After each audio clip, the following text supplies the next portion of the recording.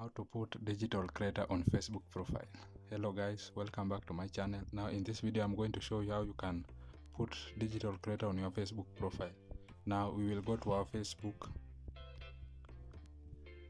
and click your profile so that you can go to our profile page.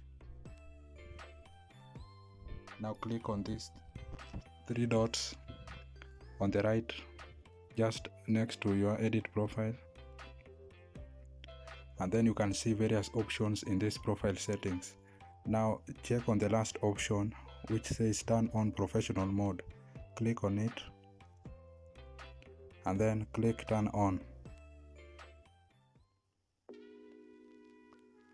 Now our profile has been turned into digital creator. For us to confirm if it has been turned to digital creator, we'll go back to our profile page,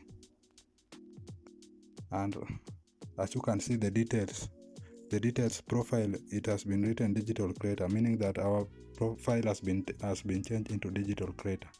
Now guys, this is how to put digital creator on Facebook profile. If you found value from this video, please give it a like and subscribe to my channel. See you in the next one.